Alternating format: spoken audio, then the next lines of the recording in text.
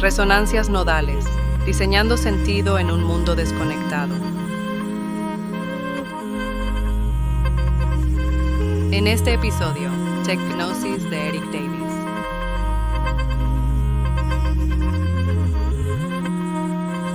Hola, qué gusto dar la bienvenida a quienes nos escuchan a una nueva inmersión profunda. Para cualquier persona que busque aprender constantemente y descubrir las capas ocultas de nuestro mundo, la exploración de hoy es un desafío intelectual sumamente estimulante. Totalmente. Y es un material que, la verdad, desestabiliza por completo la forma en que solemos entender la era digital. Exacto. Hoy nos basamos en los conceptos del libro Techgnosis de Eric Davis. Y la misión que nos hemos propuesto hoy es ambiciosa. Vamos a, pelar esa capa puramente racional, fría y lógica de la tecnología de la información. Para revelar algo mucho más antiguo, ¿no? Sí, para exponer los sueños utópicos, las obsesiones con lo alienígena y las visiones apocalípticas que realmente impulsan esta revolución cibernética en la que vivimos inmersos. Así que, bien, vamos a desempacar esto. Me encanta. Dos fuerzas enormes que han moldeado la historia humana. Por un lado, los grandes actos de invención tecnológica, esos momentos prometeicos de genios singulares. Y por el otro lado, las tácticas posmodernas de resistencia cultural. O sea, cómo la gente común utiliza la tecnología en el día a día para revelarse o encontrar significado espiritual en medio del ruido estático. Así es. Y creo que tú tienes un punto crucial sobre cómo vemos a las máquinas hoy en día. Sí, fíjate que lo fascinante aquí es que a nivel cultural existe la trampa de percibir la tecnología simplemente como una herramienta neutral, como algo desprovisto de alma. Como si un cable fuera solo cobre y plástico. Exactamente. O que un microchip es pura matemática en silicio. Pero el análisis profundo de esta temática demuestra que esa neutralidad es una ilusión absoluta. La tecnología nunca ha sido estéril. Siempre ha tenido una carga. Desde sus orígenes más primitivos, siempre ha encarnado las imágenes más profundas del alma humana. La humanidad proyecta constantemente en sus máquinas sus esperanzas de redención, sus terrores demoníacos o su creencia inextinguible en la magia. Las herramientas terminan siendo un espejo amplificado de nuestra propia psique. Así es. Y antes de avanzar, es fundamental entender el término mismo, tecnognosis. Combina la tecnología con la gnosis, que es una palabra griega antigua que se refiere a un conocimiento espiritual oculto o místico. Es la idea de que debajo de nuestras pantallas y servidores late un impulso místico. Y resulta fascinante detenerse a pensar en ese origen griego, porque nos lleva directo a los mitos fundacionales, específicamente a Prometeo. Claro, el gran mito tecnológico. Exacto. El mito relata que a Epimeteo, que significa el que piensa tarde, se le encargó distribuir los dones entre las criaturas. Y bueno, fue un desastre de planificación. Le dio todo a los animales. Sí, las garras, el pelaje grueso, la velocidad, y dejó a la humanidad completamente indefensa, desnuda frente a un universo hostil. Entonces entra su hermano, Prometeo, el que tiene previsión. Y roba el fuego. En un acto de rebelión divina inaudita, Prometeo roba el fuego del sol y se lo entrega a la humanidad. Ese robo monumental no solo dio calor, sino que introdujo la técnica, la tecnología misma en el mundo mortal. Y desató consecuencias inmensas. Ese acto de desafiar a las deidades para empoderar a la humanidad es la definición misma del impulso prometeico. Totalmente. Si conectamos esto con el panorama general, se hace evidente que ese mismo fuego robado ha guiado a los grandes inventores modernos. Hay una línea directa desde la antorcha de Prometeo hasta el dominio de la electricidad. No es casualidad que los primeros pioneros eléctricos fueran vistos casi como magos. Estaban manipulando una fuerza invisible que hasta ese momento pertenecía solo a los dioses. Y hay ejemplos modernos que ilustran este prometeísmo con una claridad asombrosa. Tomemos a Benjamin Franklin. Más allá de ser estadista, era un experimentador obsesionado con las fuerzas invisibles. La famosa cometa. Exacto, volando su cometa en medio de una tormenta eléctrica. Es literalmente la imagen de un mortal domando los rayos celestiales. Hay un epigramo clásico en un busto francés de Franklin que dice que arrebató el rayo a los cielos y el cetro a los tiranos. ¡Qué locura de frase! Fue un acto de independencia tecnológica. El cielo dejó de ser un reino de deidades furiosas para transformarse en energía cuantificable que el intelecto humano podía canalizar. Y la paradoja es que, a medida que el humano comprende y desmitifica un fenómeno, la imaginación no desaparece. Simplemente se muda. Exacto. Hace las maletas y se va a nuevas fronteras inexploradas. Y el caso de Nikola Tesla ilustra esto maravillosamente. Tesla es el mayor soñador de la era eléctrica. El hombre que patentó la infraestructura moderna. Así es. Pero hay un episodio revelador en el verano de 1899 en su torre de radio en Colorado Springs. En medio de la noche, Tesla empezó a recibir transmisiones inusuales, tonos rítmicos. Ajá. Su conclusión tentativa, que defendió públicamente, fue que estaba interceptando saludos matemáticos de otro planeta. Probablemente de Marte o Venus. Sí. Resulta increíble imaginar esa escena. Una de las mentes científicas más brillantes de la historia buscando ecos de inteligencias alienígenas en la estática de un receptor de radio primitivo. Muestra cómo la genialidad técnica y el pensamiento mágico conviven en el mismo cerebro. Claro. Y tiene mucho sentido desde la perspectiva de la tecnognosis. Las nuevas tecnologías de percepción, como el telescopio o la radio, abren mundos nuevos, presentan un lienzo oscuro. Y la psique humana llena ese vacío con misticismo. Con la idea romántica de que no estamos solos. Cuando los radiotelescopios del proyecto SETI escanean galaxias, están impulsados por la misma búsqueda de trascendencia que sentía Tesla. Esa idea de las herramientas como extensiones de la percepción nos lleva a un concepto fascinante de Karl-Heinz Stockhausen, el compositor alemán. Él lleva la metáfora más allá del metal y la dirige a la biología. Stockhausen concibe el cuerpo humano en sí mismo como un instrumento de percepción increíblemente complejo. Un instrumento puramente vibratorio. Diseñado para sintonizar las frecuencias del universo. Y esa conceptualización redefine nuestra relación con el entorno. Desde esta perspectiva, lo que tradicionalmente se etiqueta como esotérico no es más que una banda de frecuencia que la ciencia aún no puede medir. ¡Wow! Bajo la visión de Stockhausen, los seres humanos son redes nerviosas, seres de sensación vibratoria pura. Flotamos en un mar de ondas electromagnéticas que resuenan desde la sinapsis del cerebro hasta la estrella más lejana. La tecnología no es ajena al cuerpo, sino una prótesis para ampliar nuestra sintonización. Exactamente. Pero bueno, aquí es donde se pone realmente interesante la exploración. Porque hasta ahora, la narrativa ha estado dominada por arquetipos masculinos muy marcados. Prometeo, Franklin Tesla, Stockhausen. Son los grandes genios solitarios bajando el fuego de la montaña. Pero el análisis da un giro espectacular y necesario para enfocarse en la resistencia cultural y el papel monumental, aunque silenciado, de las mujeres en la tecnología. Ese giro es fundamental para la imagen completa. Hay una perspectiva ciberfeminista reveladora, articulada por Sadie Plant en su obra Zeros and Ones, que reescribe la historia de la tecnología digital. En lugar de centrarse en la narrativa de Silicon Valley, Demuestra que la red digital tiene raíces íntimamente ligadas a las prácticas laborales femeninas tradicionales. y la figura central de esta reescritura es Ada Lovelace. Ella era la hija del poeta Lord Byron en el siglo XIX. Mucho antes de las pantallas o microprocesadores, Lovelace se erigió como la primera programadora informática. Trabajaba con los diseños de la máquina analítica de Charles Babbage. Así es. Y el detalle crucial, su verdadera genialidad, fue darse cuenta de que esta máquina no estaba limitada a realizar cálculos áridos. Ella observó el mecanismo y declaró que la máquina analítica tejía patrones algebraicos de la misma manera que el telar de Jacquard teje flores y hojas. Esa conexión con el telar de Jacquard sobrepasa la metáfora poética. Representa el corazón material de la evolución tecnológica. El telar utilizaba tarjetas perforadas de cartón para dictar patrones. Exactamente el mismo sistema binario de las primeras computadoras. ¡Claro! Y la analogía establece un contraste brillante. La historia oficial de la tecnología casi siempre se estructura como la historia de Odiseo o Ulises. El héroe es solitario. El héroe que crea artefactos singulares y armas para imponer dominio lineal. Sin embargo, la historia oculta de la era digital comparte su ADN con Penélope. La esposa de Odiseo tejiendo pacientemente en Ítaca. Y esa espera no era rendición pasiva, era una estrategia brillante de resistencia algorítmica.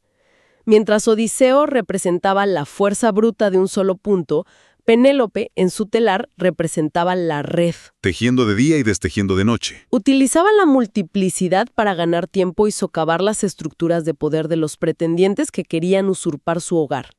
Si analizamos la arquitectura de Internet, el código abierto o las redes peer-to-peer operan bajo esa lógica táctica de Penélope. Y los invisibles que eluden el control centralizado.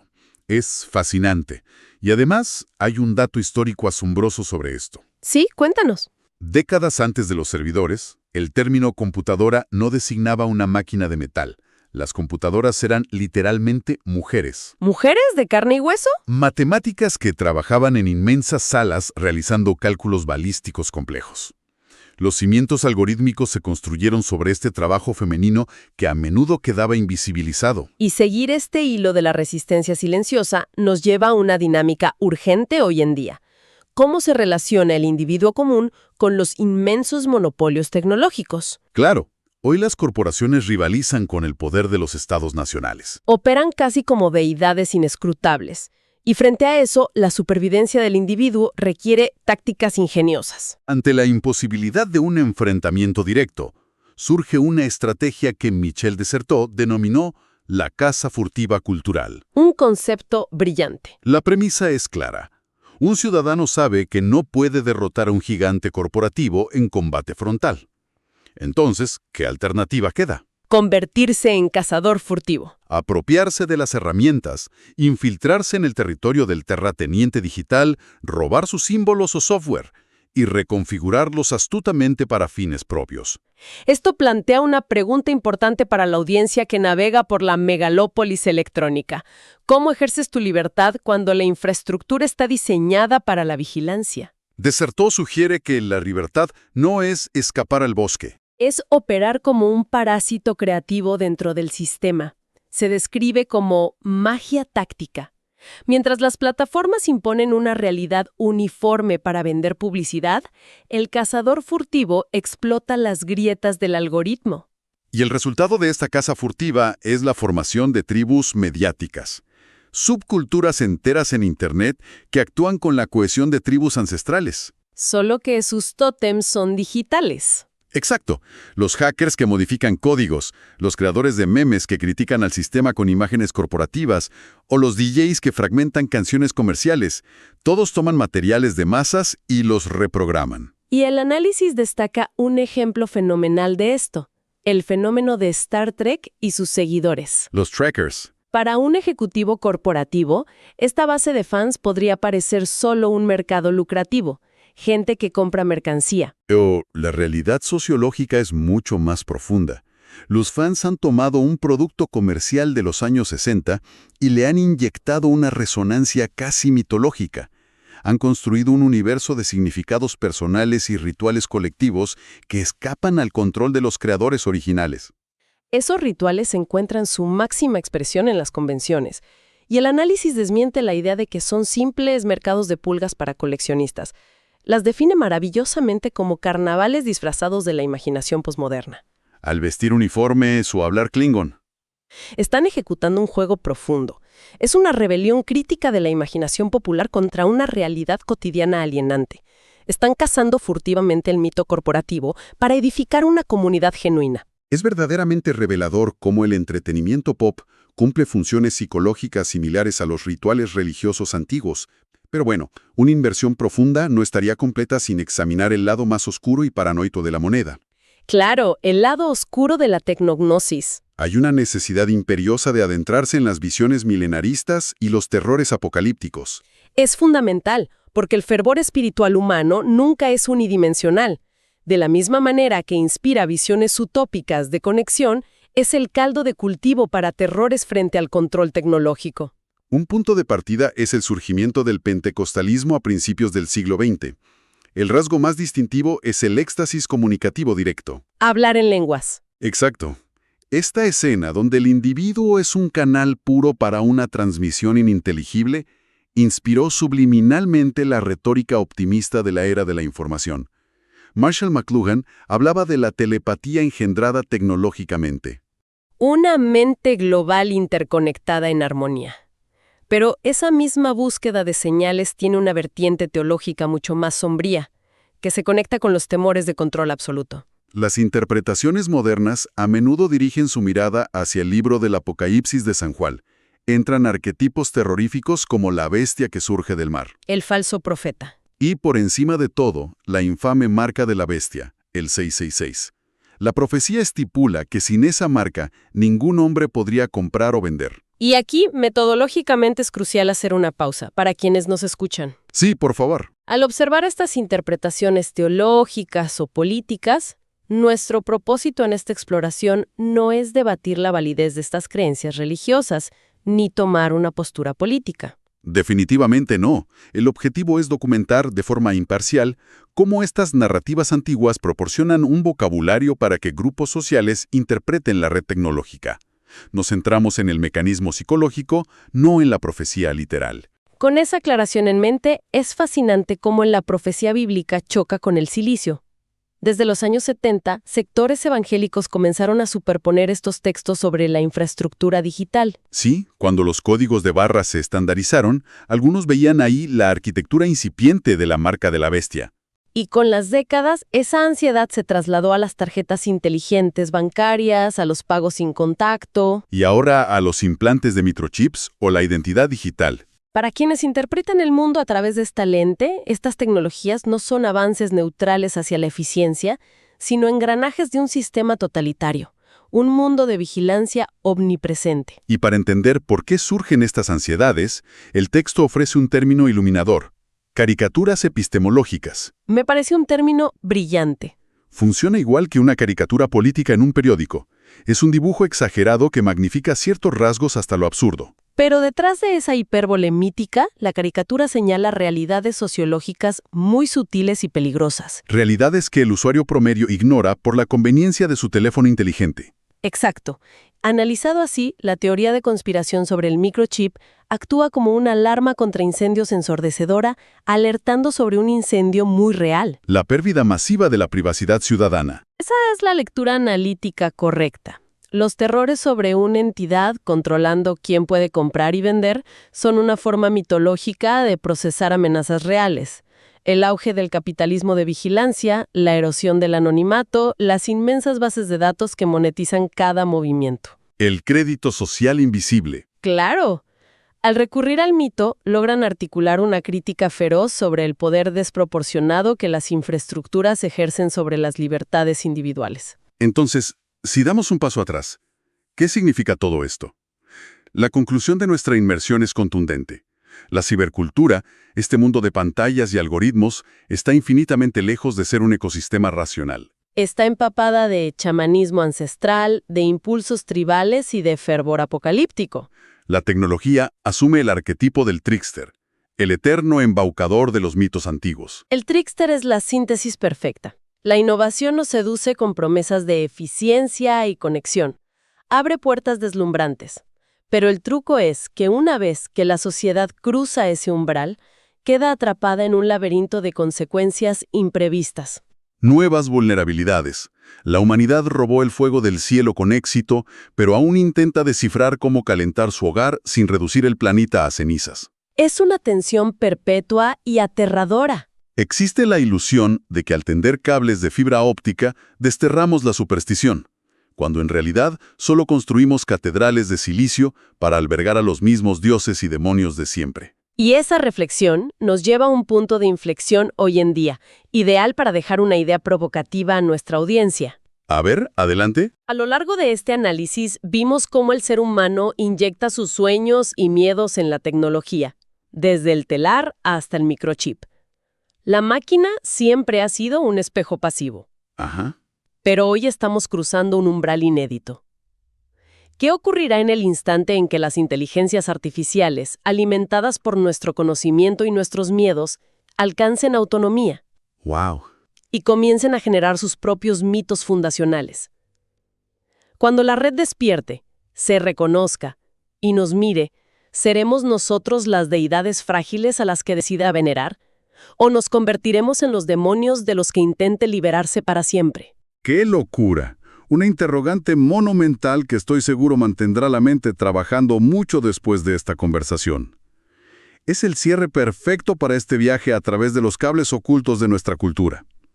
Muchísimas gracias a quienes nos escuchan por acompañarnos en este análisis. Sigan cuestionando sus herramientas, sigan observando los mitos escondidos en las máquinas a su alrededor y nos encontraremos en la próxima exploración profunda. Hasta pronto.